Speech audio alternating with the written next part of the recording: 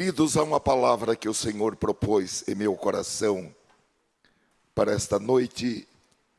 Eu já vinha pensando há alguns dias nesta palavra. E nesta noite nós vamos poder olhar para esse texto. Eu coloquei como título nesta mensagem: 2 sacos de terra em 2 mulas. Poderia ser também: o que você faria com 2 sacos de terra? Nós vamos ler no 2º livro dos Reis, capítulo 5, a palavra do Senhor para os nossos corações. Versículo 14 em diante. Nos diz a palavra do Senhor: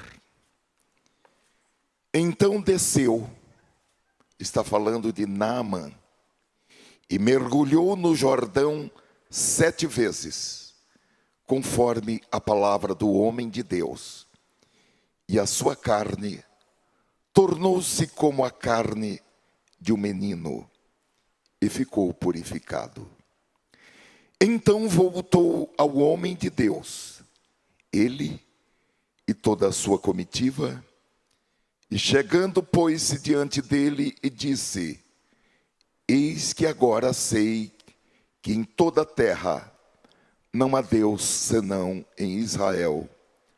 Agora, pois, peço-te que aceites uma bênção do teu servo.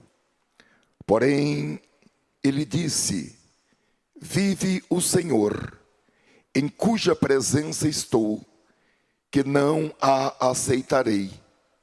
E instou com ele para que a aceitasse, mas ele recusou. E disse Naamã: se não queres, desce a este teu servo uma carga da terra, que baste para carregar 2 mulas. Porque nunca mais oferecerá este teu servo holocausto nem sacrifício a outros deuses, senão ao Senhor. Nisto perdoe o Senhor a teu servo, quando meu senhor entrar na casa de Rimom para ali adorar, e ele se encostar na minha mão, e eu também tenha de me encurvar na casa de Rimom. Quando assim me encurvar na casa de Rimom, nisto perdoe o Senhor a teu servo. E ele disse: vai em paz.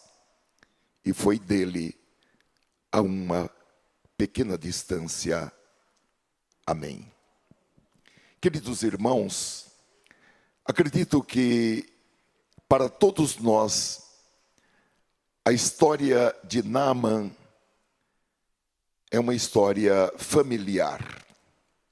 É uma daquelas histórias que as professoras, que nós chamamos de tias, na escola infantil, conta para as crianças.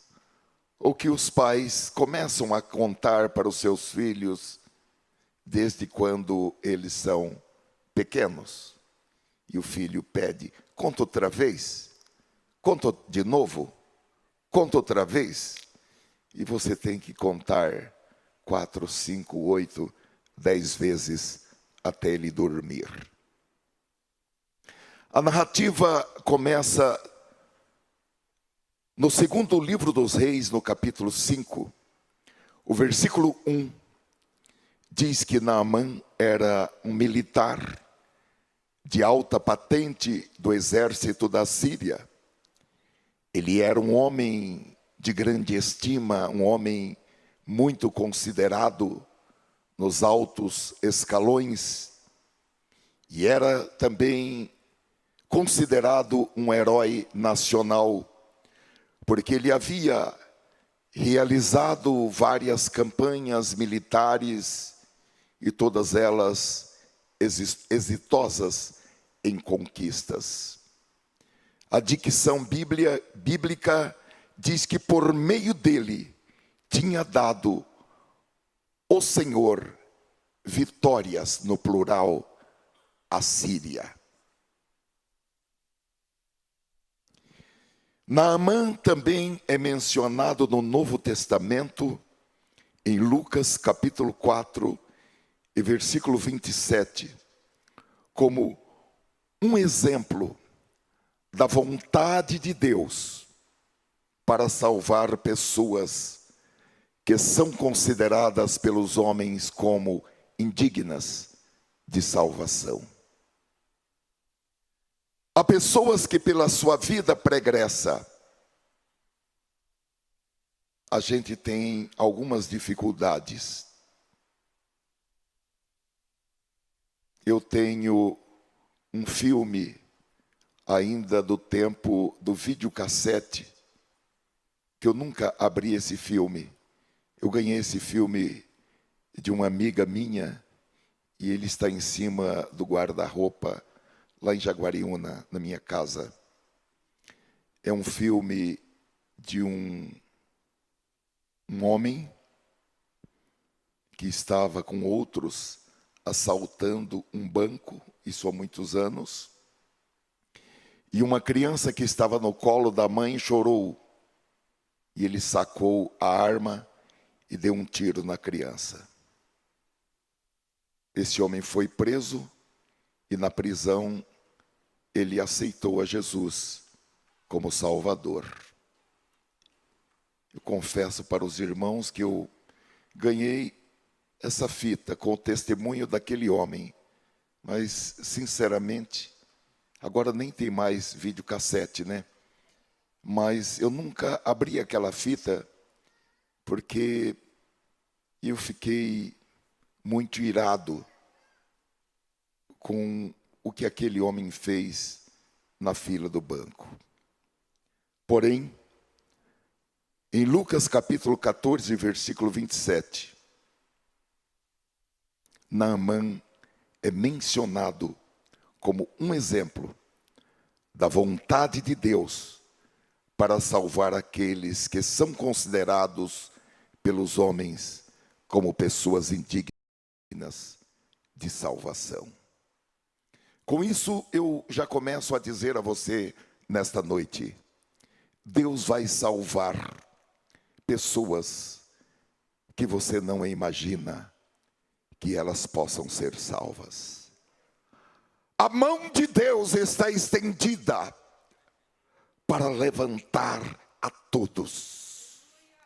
Onde abundou o pecado, superabunda a graça de Deus.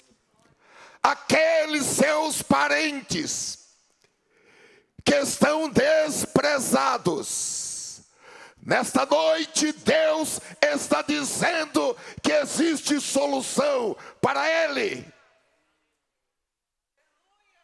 Aquele indigno,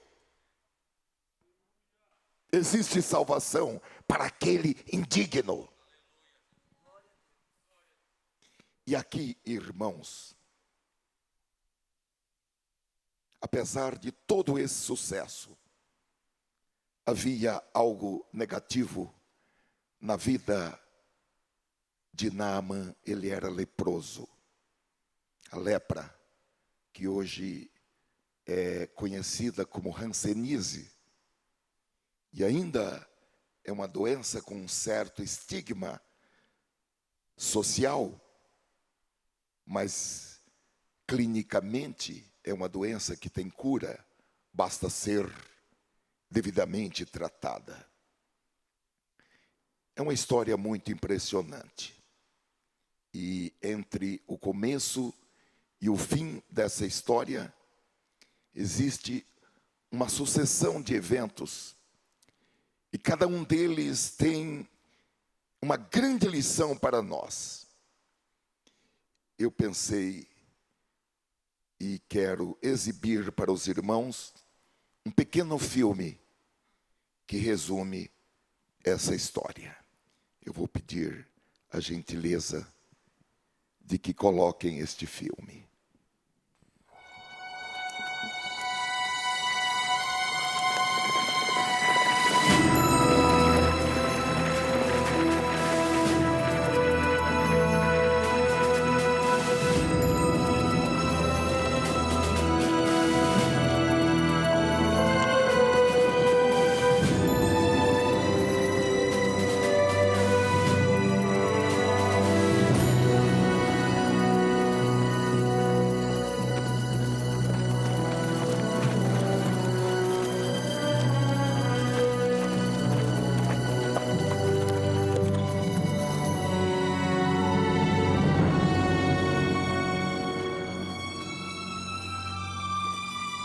Kuman Isrin. Te laten Shlin, Kahelin, Shatazarn Shlina Manu. Filaya. Laithai. Taf.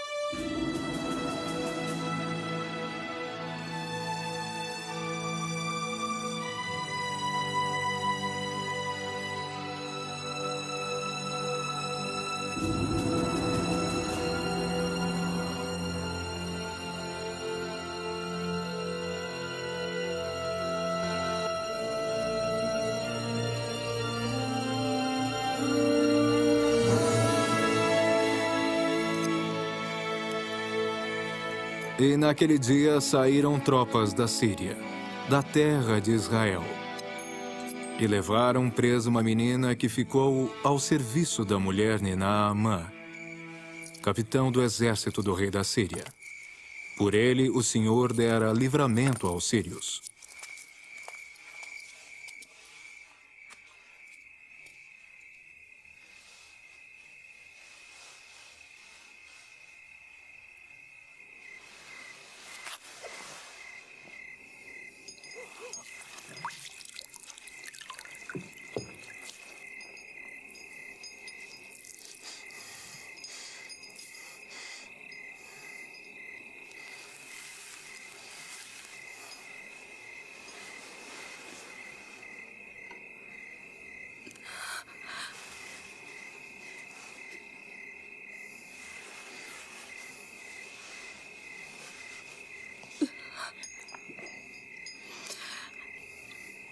Lech.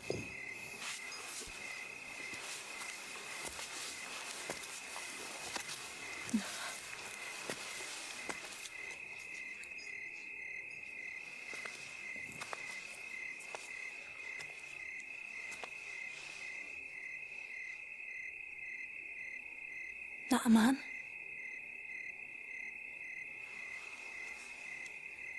מחשבי saya.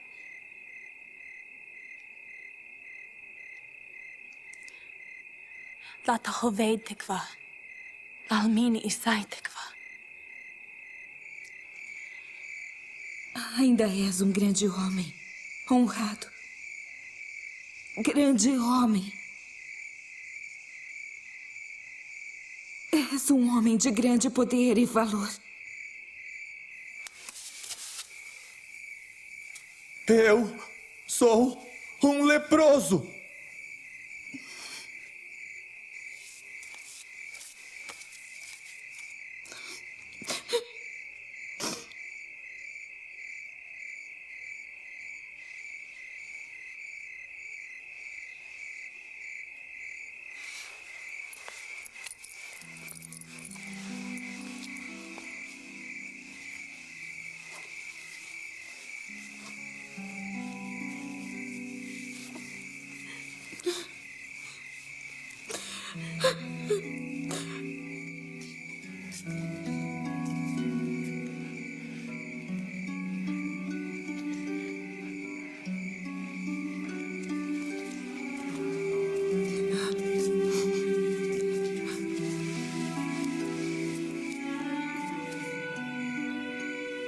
Antes, o meu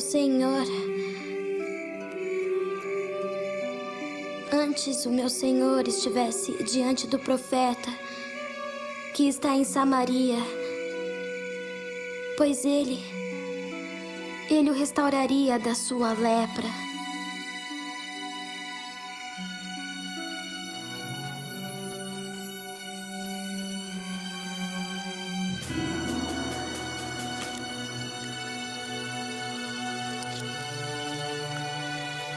E entrou e notificou ao seu senhor, dizendo: assim e assim falou a menina que é da terra de Israel.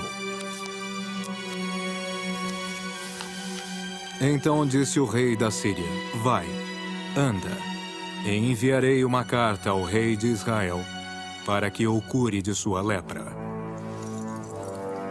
E sucedeu que, lendo o rei de Israel a carta, rasgou as suas vestes. Sou eu, Deus, para matar e para vivificar, para que este envie a mim um homem para que eu o cure de sua lepra.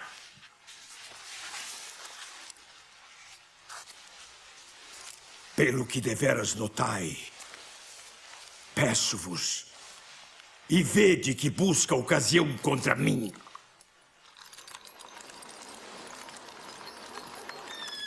Sucedeu, porém, que, ouvindo Eliseu, homem de Deus, que o rei de Israel rasgara suas vestes, mandou dizer ao rei: por que rasgastes as vestes? Deixe-o vir a mim, e saberá que há profeta em Israel. Veio, pois, Naamã com seus cavalos e com seu carro, e parou à porta da casa de Eliseu. Então Eliseu lhe mandou um mensageiro: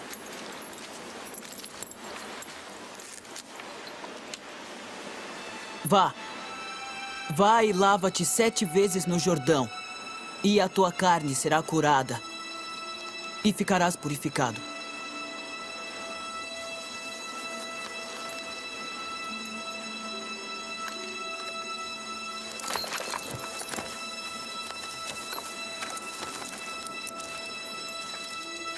Eis que eu dizia comigo, certamente ele sairá. Por-se-á em pé e invocará o nome do Senhor seu Deus, e passará sua mão sobre o lugar e restaurará o leproso.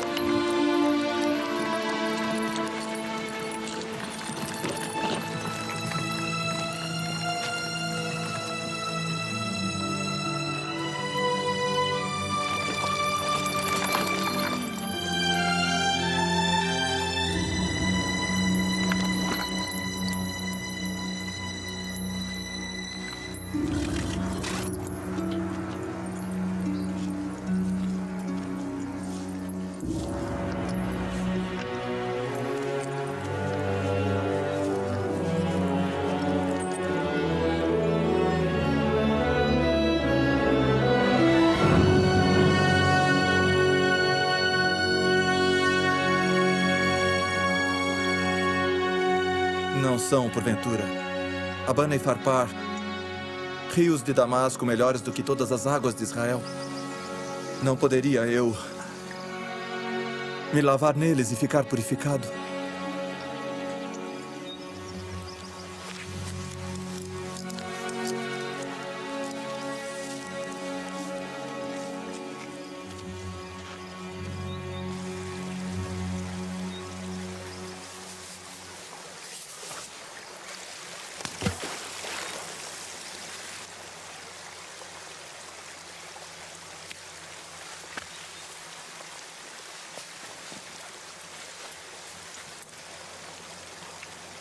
Meu pai.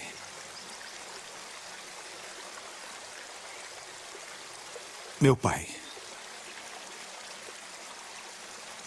Se o profeta te dissesse alguma grande coisa, porventura não a farias?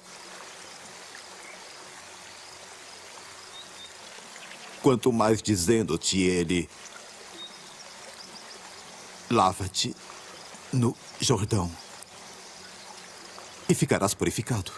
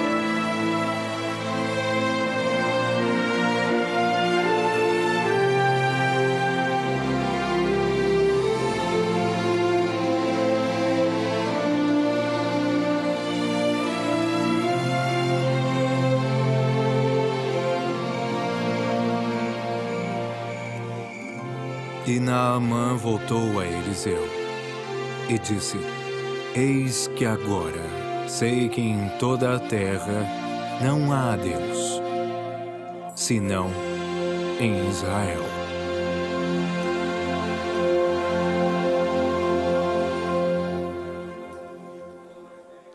Glória a Deus. Glória a Deus. Eu gostaria de começar pelo primeiro evento que diz respeito a essa menina que foi capturada e levada para a Síria, onde ficou a serviço da família do general, servindo como escrava em serviços domésticos.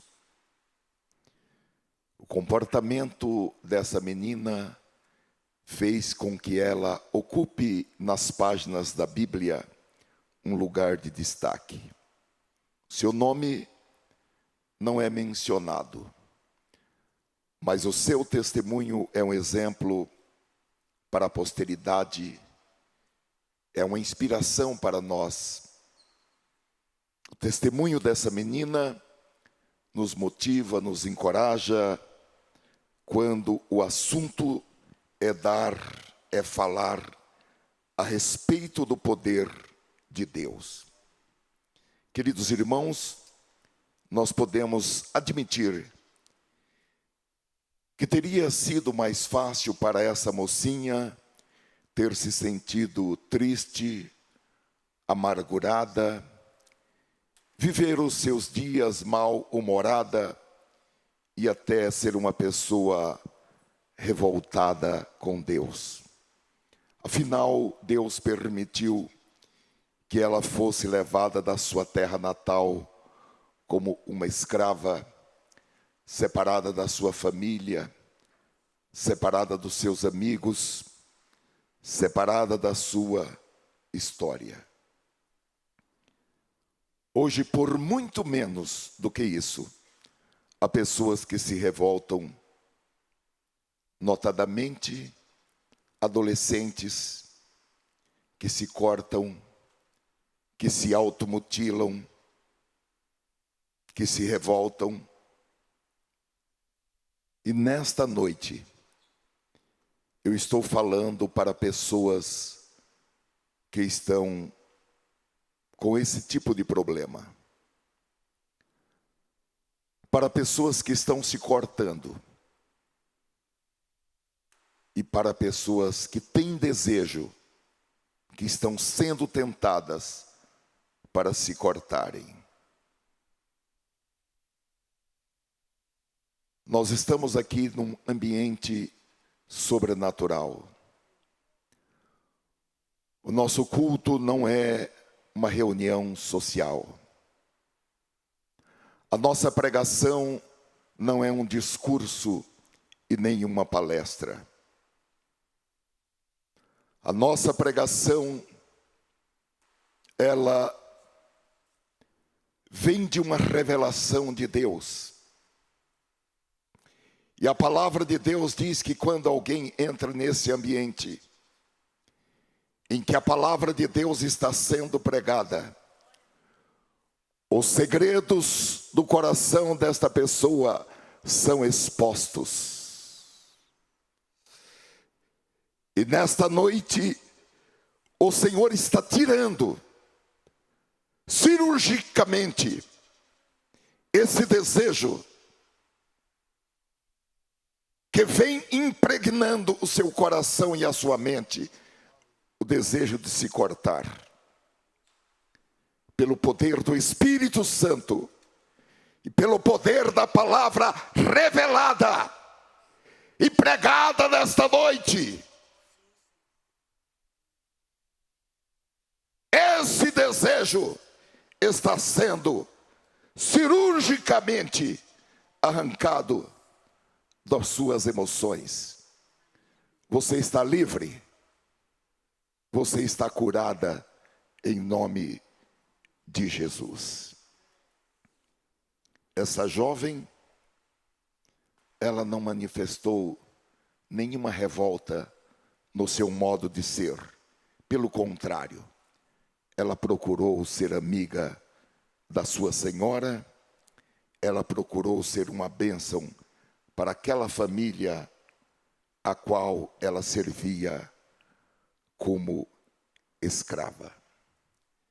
Chama muito, meus amados irmãos, a minha atenção, porque ela não foi uma pessoa do tipo que ficava se perguntando: por que Deus fez isso comigo?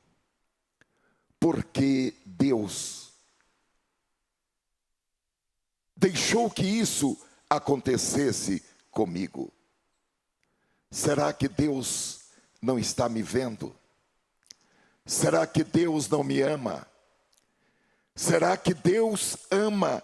Será que Deus gosta mais de um do que de outros?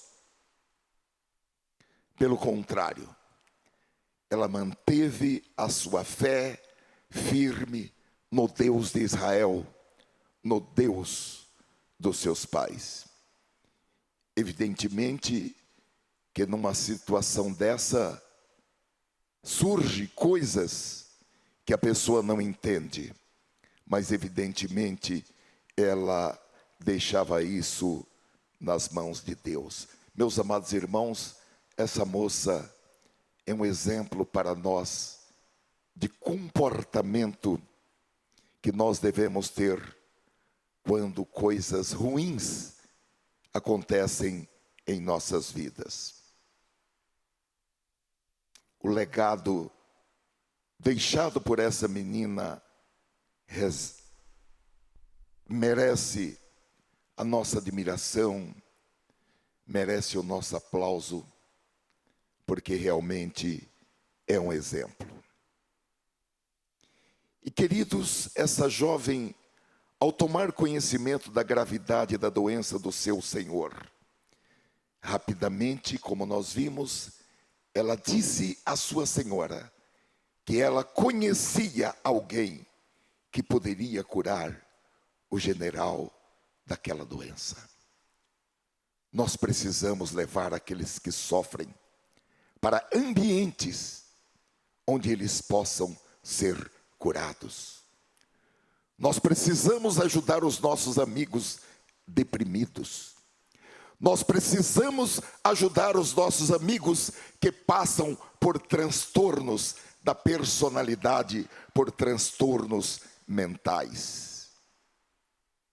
Segundo Reis, capítulo 5, versículo 3, ela disse: há um profeta em Samaria que pode restaurar a lepra do general. Então o general vai ao rei, relata o que a menina de Israel disse, e o rei escreve uma carta ao rei de Israel. No texto de 2 Reis, capítulo 5, versículo 6, diz que Naamã chegou em Israel, portando essa carta. E a carta dizia: logo que você receber esta carta, saiba que eu estou pessoalmente enviando o meu oficial Naamã para que você o cure da sua doença ou da sua lepra. O versículo 7 diz que o rei de Israel, ao ler essa carta, ele entrou em pânico e rasgou as suas próprias vestes. Versículo 8 diz que quando Eliseu, homem de Deus, ouviu que o rei de Israel havia rasgado as suas vestes, mandou que dissessem ao rei: por que rasgaste as tuas vestes? Ou seja, não é preciso essa aflição, não é preciso entrar em pânico. Mandai-o a mim, e saberá que há profeta em Israel. Os versículos seguintes dizem que Naamã foi com toda a sua comitiva para a frente da casa do profeta.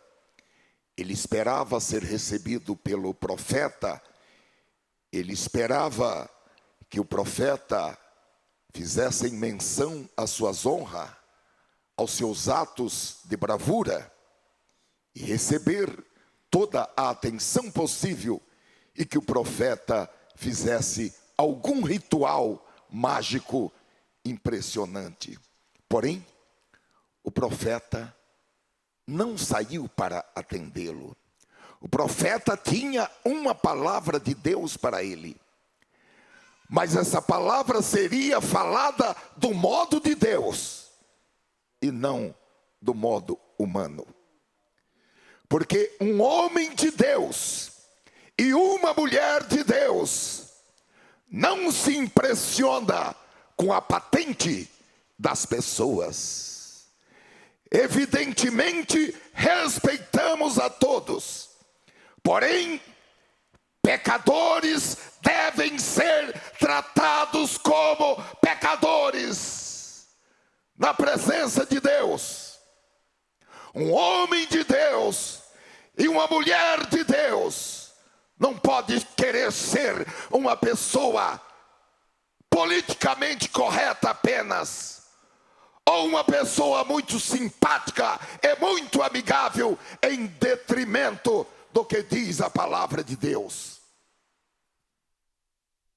Bendito seja o Senhor. O profeta mandou apenas um mensageiro para a porta e disse ao general que ele mergulhasse 7 vezes no rio Jordão e que ele ficaria curado da sua lepra. Porém, o texto diz que Naamã tinha as suas próprias concepções a respeito da forma como Deus realizaria um milagre para que ele fosse curado. Isso é muito sintomático para nós, irmãos, porque às vezes nós também temos uma concepção formada sobre como Deus deve agir em nossas vidas e sobre como Ele deve resolver os nossos problemas. E não somente como, mas também em relação ao tempo.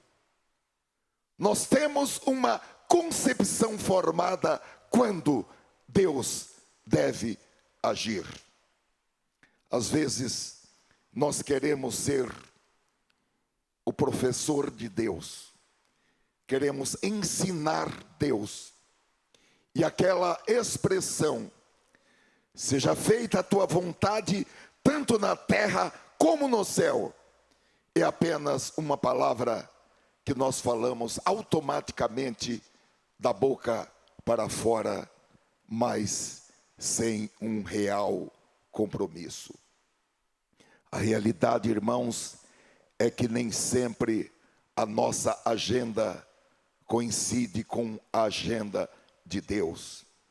Porém, quando as coisas não acontecerem no tempo, na forma, no modo que você deseja, fique tranquilo. Deus garante em sua palavra, em Eclesiastes capítulo 3 e versículo 1, que tudo tem o seu tempo determinado, e há tempo para todo o propósito debaixo do céu. Isso significa que Deus nunca chega atrasado, que Deus não tarda. Isso significa que existe um tempo cronológico. É o tempo de Deus.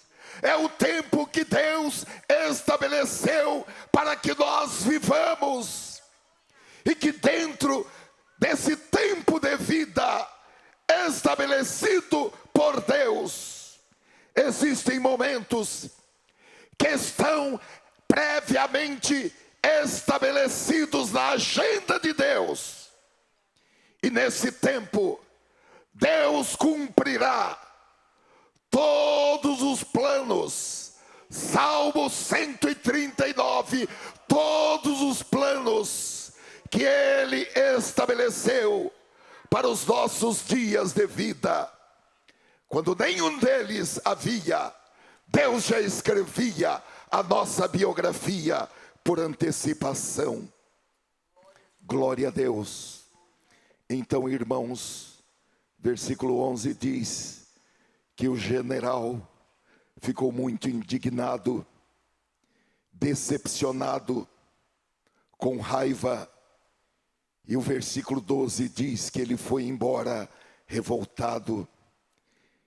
Ele ainda não havia entendido que perante Deus todos os seres humanos são iguais e que todos, grandes e pequenos, ricos e pobres, saudáveis e doentes, pessoas com pecadinhos ou com pecadões, todos devem chegar diante de Deus com um coração humilde, com um coração contrito, com um coração quebrantado na presença de Deus.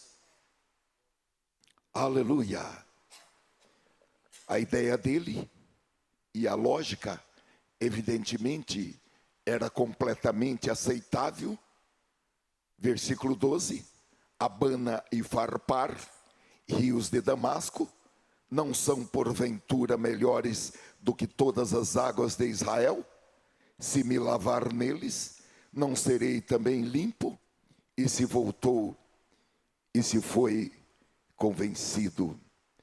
Como nós vimos, ele foi convencido por um dos seus subordinados a voltar e realizar a proposta do profeta, porque afinal não era algo difícil. E ele se dirigiu ao Jordão e ali ele mergulhou 7 vezes. Nas primeiras 6 vezes em que ele mergulhou naquelas águas, digamos, barrentas do Rio Jordão, não houve absolutamente nenhuma mudança na sua pele, porque a questão não era a qualidade terapêutica ou medicinal das águas. O ponto de virada para o grande milagre na sua vida era a obediência integral à palavra que ele recebera por meio do homem de Deus. Glória a Deus. Eu vou ler esse texto do versículo 14 na tradução da Bíblia Viva. Naamã pensou um pouco e viu que seus oficiais tinham razão. Resolveu obedecer às palavras do profeta, foi até o Rio Jordão e mergulhou nas águas 7 vezes. Quando saiu da água, depois do 7º mergulho, viu que a pele do seu corpo estava completamente limpa, sem nenhum sinal de lepra. Finalmente, ele estava curado. Todos os vestígios da lepra desapareceram imediatamente da sua pele. A sua pele tinha agora a semelhança da pele imaculada de uma criança. Não havia sequer uma cicatriz. E com a cura física, veio também a cura emocional, porque todos aqueles fantasmas e medos do futuro desapareceram.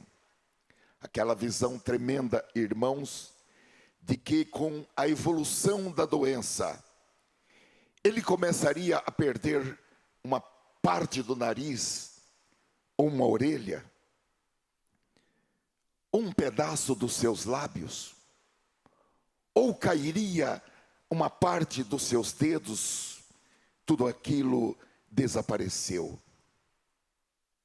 Aquela realidade que se aproximava, de que por causa do contágio da doença, ele teria que ficar longe de tudo e de todos e ter, quem sabe, uma morte lenta e solitária. De repente, tudo aquilo se tornou algo do passado. Agora, ele era um novo homem.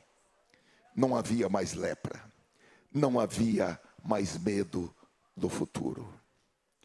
Esta é uma noite de cura. E nesta noite Deus quer curar os seus traumas do passado.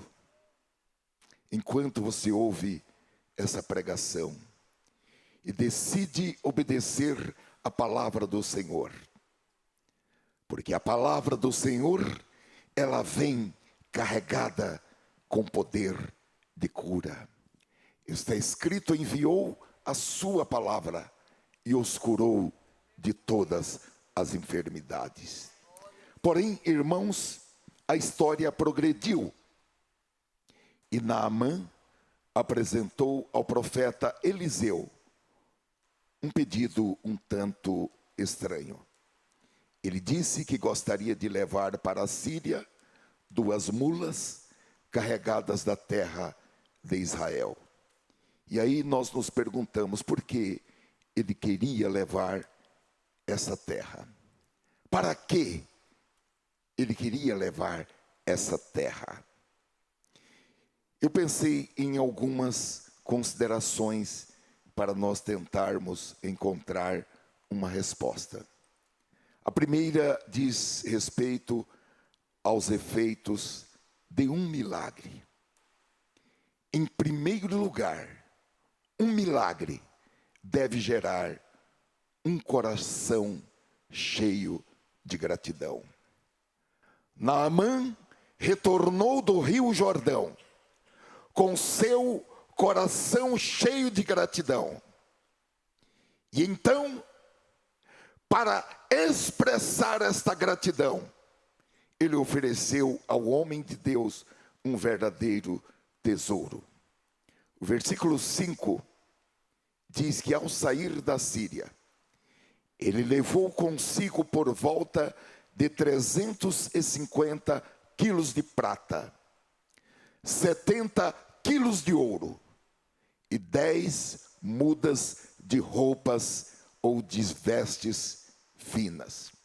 Eu fiz as contas hoje pelas cotações do ouro e da prata.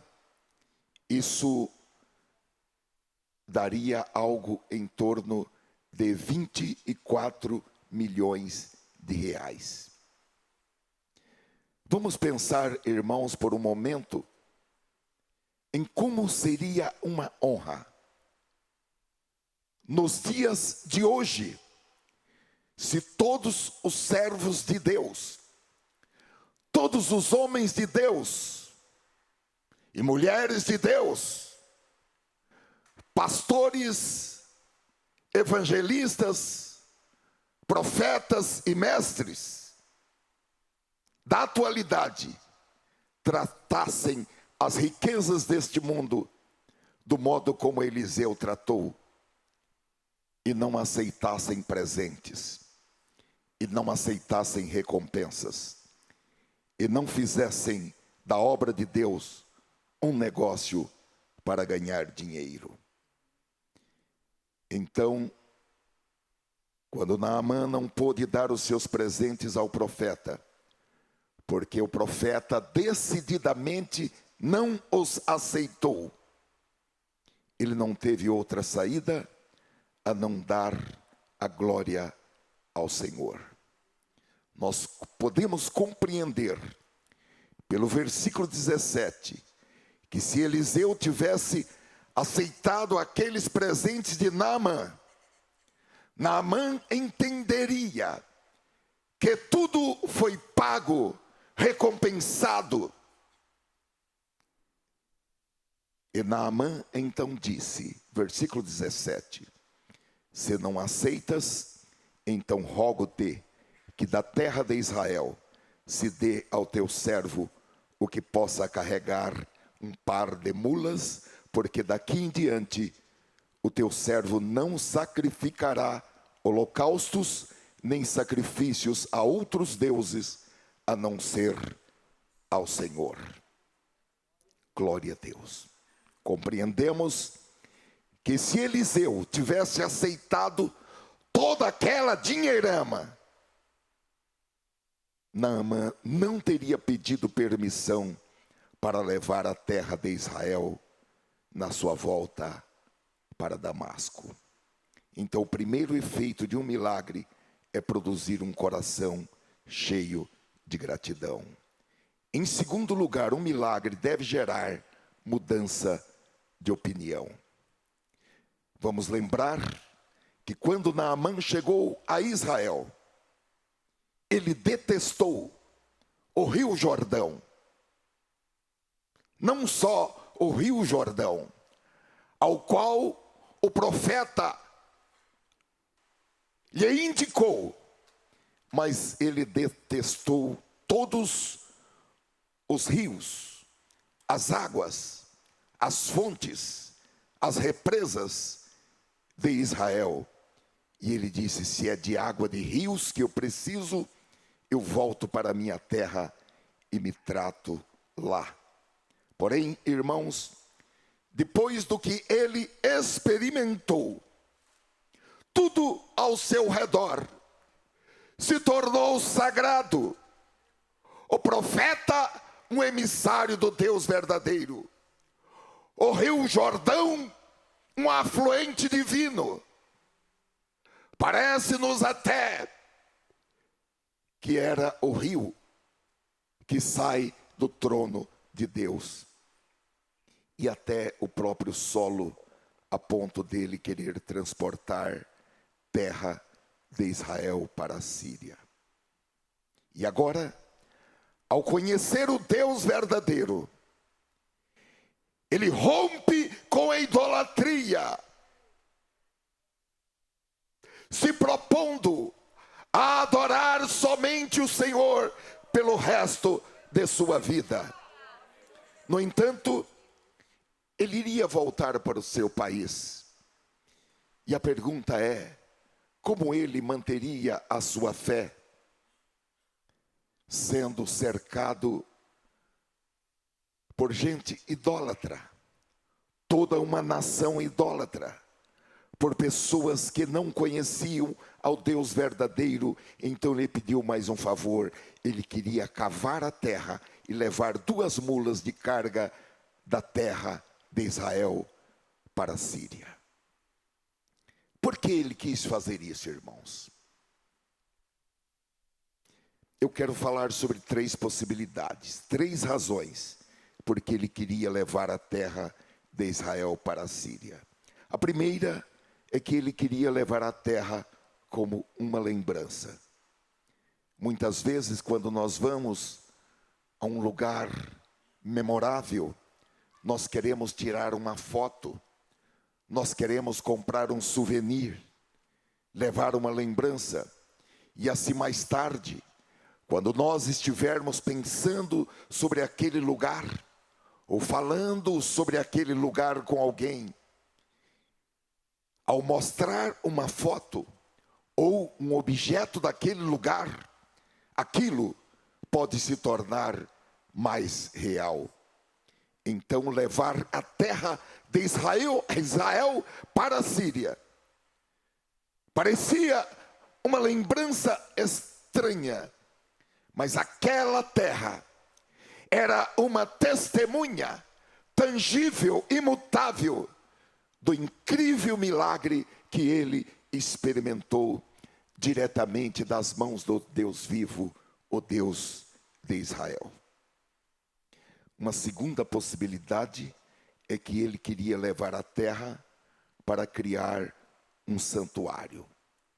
Pode ser que ele quisesse construir na sua casa um anexo, um lugar consagrado, um lugar separado para adorar a Deus na sua casa, e aí ele utilizaria aquela terra para que quando ele se ajoelhasse para adorar ao Deus de Israel, ele estaria ajoelhado na terra de Israel, como fez aqui no nosso Brasil, o nosso grande Rui Barbosa, que certa vez foi discursar fora do Brasil, e ele levou uma porção de terras do Brasil para a Haia, para que ele pudesse estar com seus pés sobre o solo brasileiro, enquanto falava a respeito do Brasil. Podemos, irmãos, dizer que foi uma ideia incrível. E se assim ele o fez, dá para a gente ter uma certa sensação. Como que seria dobrar os seus joelhos e orar diretamente com seus joelhos dobrados sobre a terra de Israel, a terra do verdadeiro Deus, a terra do seu milagre.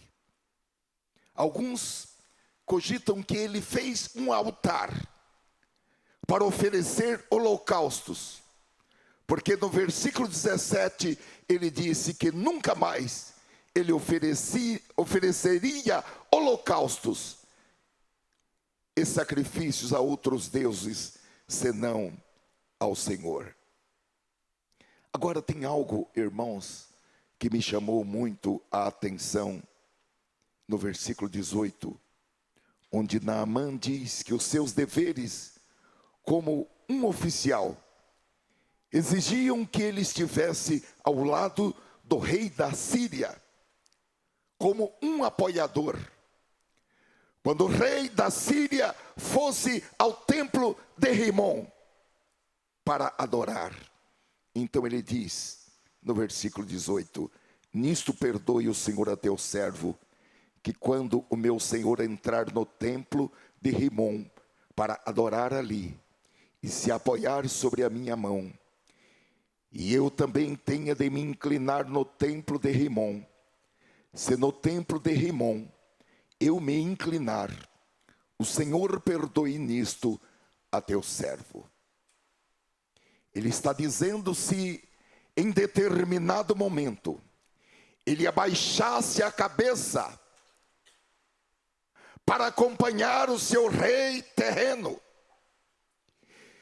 ele não faria isso se encurvando para esse Deus com D minúsculo, Rimon. Algo que ele diz, eu nunca faria. Em seu coração, ele se encurvaria para o Senhor. Então ele pediu que o Senhor pudesse perdoá-lo por parecer inclinar-se para Rimon. Queridos irmãos, nós podemos aprender muito aqui, porque o profeta não disse a ele, peça baixa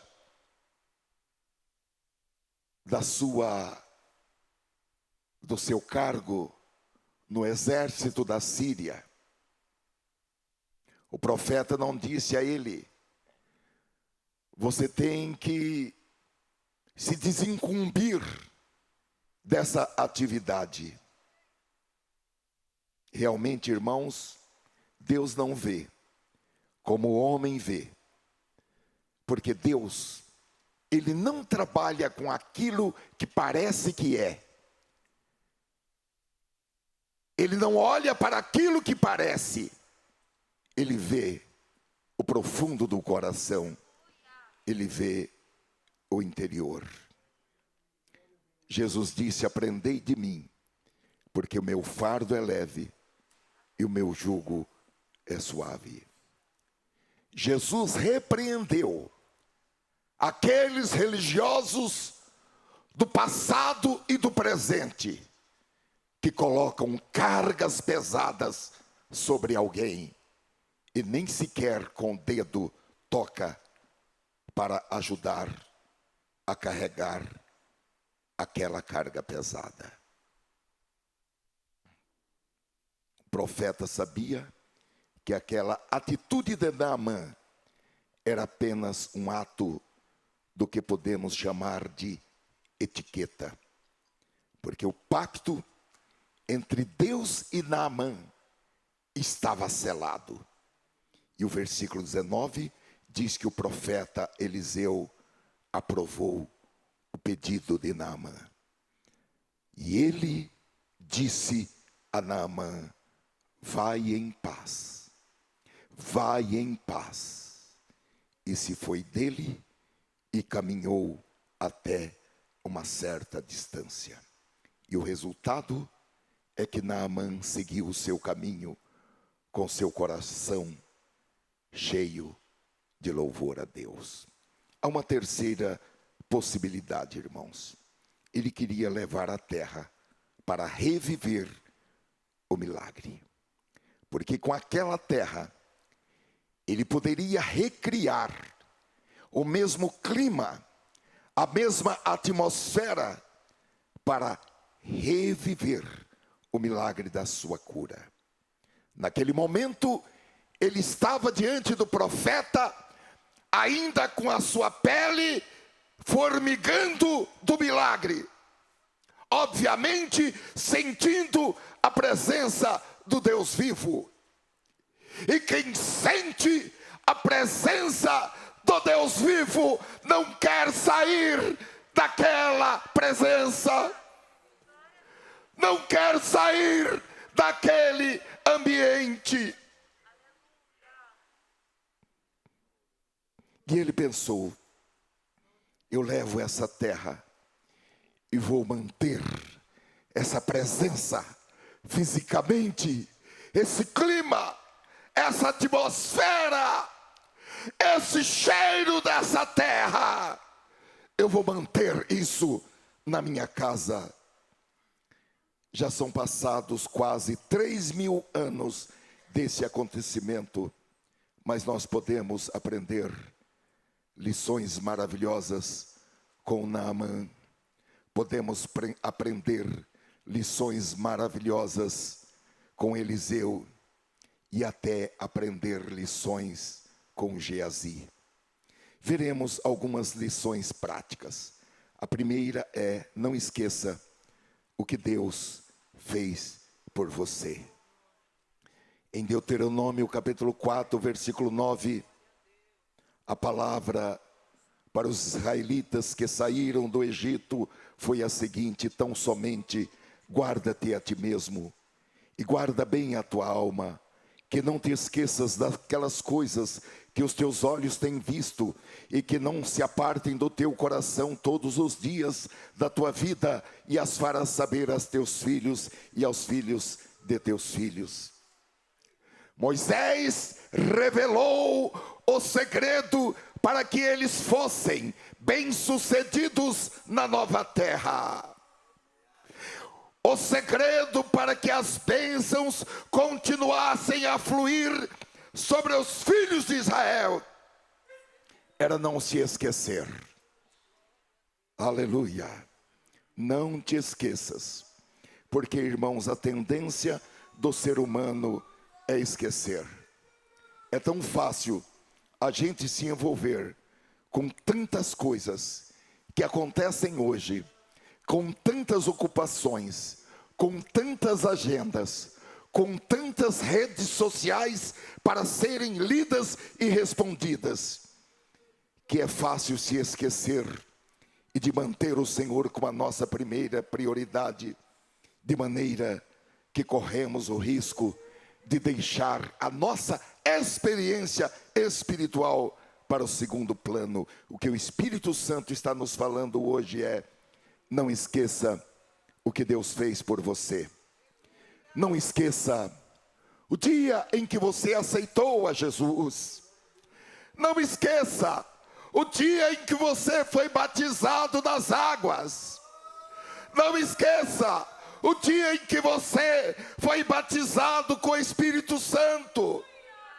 Não esqueça como Jesus te amou, como Ele te perdoou, como Ele te abraçou, como Ele te aceitou. Isso não pode ficar esquecido. Isso não pode ficar para um segundo plano. Há pessoas aqui nesta noite que já teriam sido destruídas pelas drogas, que já teriam sido consumidas pelo álcool, que já teriam entrado em brigas e teriam sido mortas pela violência. Não esqueça o que Deus fez por você. Conte isso para os seus filhos. Conte isso para os seus netos. Conte isso para os seus amigos. Diga para eles: eu só estou aqui por causa da graça e da misericórdia de Cristo. Ele me abraçou, Ele me escondeu, Ele me salvou. Não esqueça o que Deus fez por você. Em segundo lugar, não deixe sua experiência espiritual diminuir ou decrescer.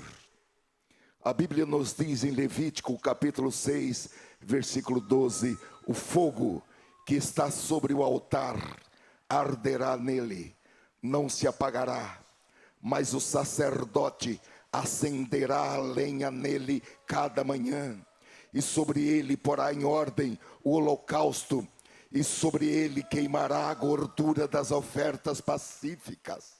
O fogo arderá continuamente sobre o altar, não se apagará. Hoje nós podemos tomar esse altar como um símbolo do altar dos nossos corações. Todas as manhãs, faça frio ou faça calor, chova ou faça sol, o altar será alimentado, porque o sacerdote porá lenha no fogo e arrumará em cima a oferta que vai ser completamente queimada, completamente oferecida ao Senhor, e queimará a gordura pelas ofertas pacíficas, as ofertas de paz. O que o Espírito Santo está dizendo é que o fogo do seu altar nunca pode se apagar. O seu coração tem que ser o altar de Deus, e o fogo deverá ficar sempre aceso nesse altar. No altar onde se oferece sacrifícios espirituais para Deus, esse altar deve ser quente. Esse altar não pode ser morno. O fogo não pode se apagar. Deus quer, irmãos, que a nossa experiência seja nova a cada dia, como são novas as suas misericórdias a cada manhã. Não uma experiência velha, ou uma experiência decadente, ou uma experiência desbotada. Não a experiência passada. O que aconteceu no dia de ontem foi muito bom, foi muito importante, mas foi ontem. E hoje é preciso uma lenha nova, é preciso uma nova oferta, é preciso um novo sacrifício espiritual. Todos os dias, todos os dias. E agora nós chegamos ao ponto de aplicação dessa mensagem que o Espírito Santo propôs no meu coração. Prepare um tempo e um lugar para conectar-se com Deus. Prepare um tempo e um lugar para conectar-se com Deus. Da mesma maneira que Naamã pegou a terra daquele lugar para fazer um santuário e oferecer novos sacrifícios ao Senhor, o Espírito Santo está propondo por meio desta pregação que nesta semana você escolha um lugar e um horário para oferecer a Deus novos sacrifícios de louvores e de oração. Pode ser apenas 5 minutos, mas serão 5 minutos no mesmo lugar, no mesmo horário. 5 minutos dedicados, concentrados, 100% para Deus. No livro de Isaías, capítulo 30, versículo 15, Deus adverte a todos aqueles que têm pressa, que não param, que correm de um lado para outro, que não têm tempo para falar com Deus, que não têm tempo para esperar com paciência no Senhor. Pessoas que estão sempre com muita pressa. Eu quero dizer para você que Deus tem um tempo de refrigério e de cura para você. E a palavra do Senhor, para você que está nessa situação, desse corre e corre, de tantos compromissos, de tanta coisa para fazer em casa e fora de casa, a palavra do Senhor é a seguinte, Isaías capítulo 30, versículo 15.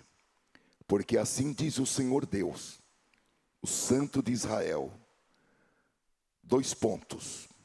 Voltando e descansando, sereis salvos. No sossego e na confiança estaria a vossa força, mas não quisestes. O que o Senhor disse para mim, que deveria ser comunicado nesta noite, é para que você tire esse tempo, nessa semana, e você será curado, e você será abençoado pelo Senhor. Glória a Deus. Ainda ontem o Espírito Santo nos falou aqui a respeito de infarto fulminante. E novamente o Espírito de Deus nos fala nesta noite algo muito sério. Algo muito sério. Você tem que parar tudo o que você está fazendo e preparar um lugar, um horário, um tempo, porque voltando e descansando, você será curado e sereis salvos. Aqui, na hipótese de Isaías capítulo 30, versículo 5, eles não quiseram. Mas Deus está dizendo, no sossego e na confiança estará a vossa força. Tire esse tempo nesta semana e você será curado e você será abençoado pelo Senhor. Porque o nosso louvor e as nossas orações, elas são de grande importância diante de Deus. A Bíblia nos diz em Cantares de Salomão, ou Cântico dos Cânticos, capítulo 2, versículo 14, que Deus gosta de ouvir a nossa voz. Pomba minha, que anda pelas fendas das penhas, no oculto das ladeiras, mostra-me a tua face, faze-me ouvir a tua voz, porque a tua voz é doce e a tua face graciosa. Mostra-me o teu rosto, deixe-me ouvir a sua voz, porque a sua voz é suave e o seu rosto é lindo. Naamã deu passos definitivos para manter o Senhor Deus em primeiro lugar em sua vida, ainda que ele não fosse compreendido pelas pessoas de onde ele morava. Nesta semana, nós vamos inaugurar, cada um de nós, você vai inaugurar o seu santuário em sua casa. Obviamente, toda nossa casa é consagrada a Deus. Toda nossa casa é sagrada. Porém, você vai escolher um lugar e um tempo, e você vai adorar a Deus naquele lugar e naquele tempo, com o seu louvor e a sua oração. Ah, mas se você não sair correndo, você vai perder o ônibus.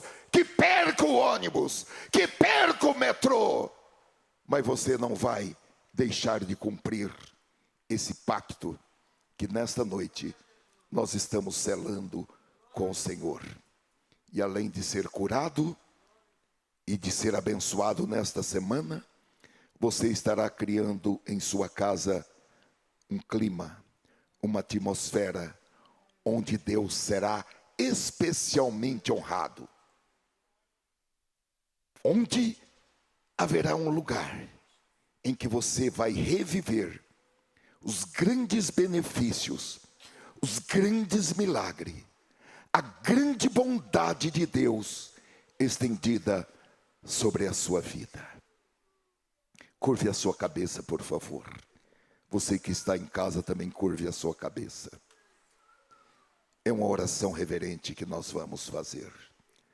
Nós nos encurvamos, Senhor Deus, diante da tua majestade, diante do poder da tua palavra, diante do poder da unção e da virtude do Espírito Santo.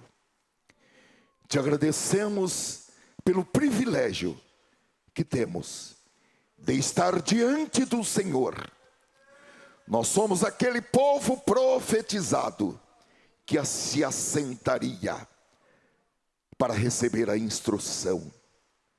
Uma nação santa, tirada dentre as nações da terra.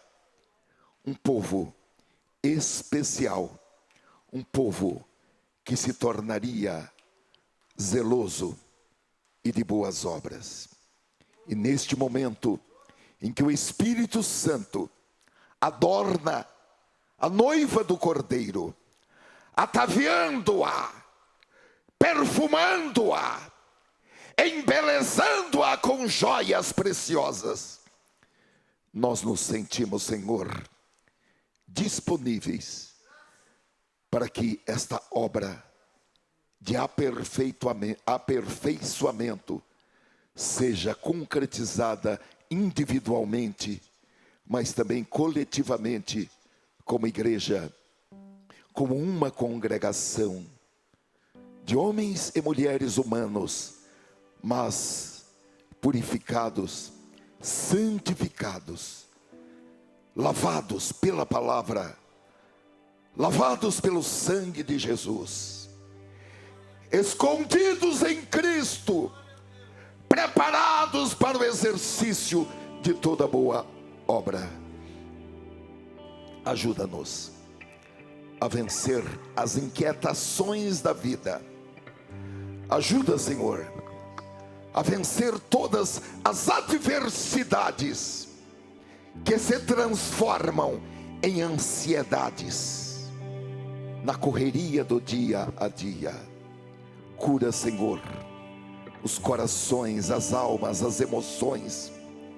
Remove, Senhor, a ansiedade, o batimento cardíaco causado pela ansiedade, os suores causados pela ansiedade, a insônia causada pela ansiedade, pelo medo do amanhã, pelo medo do futuro. Nesta noite, cura-nos e seremos curados. Aleluia, aleluia. Ó Senhor, nós queremos, no abrir dos nossos olhos, ter uma nova cosmovisão do mundo, da vida, do presente, do futuro. Oh, aleluia, aleluia, aleluia, aleluia, aleluia. Refrigera, Senhor, qualquer alma abatida. Tira, Senhor, o medo do futuro. Em nome de Jesus, nós ministramos a cura para as emoções. Todo mal, todo medo, todas as vozes, ordenamos que cesse. Toda doença esquizofrênica, ministramos a saúde que vem do céu para a esquizofrenia. Em nome de Jesus Cristo, haja saúde, haja saúde. Você está livre dessas vozes, desses vultos, dessas sombras. Você está livre, porque o Filho de Deus te libertou desde o Calvário. Em nome de Jesus.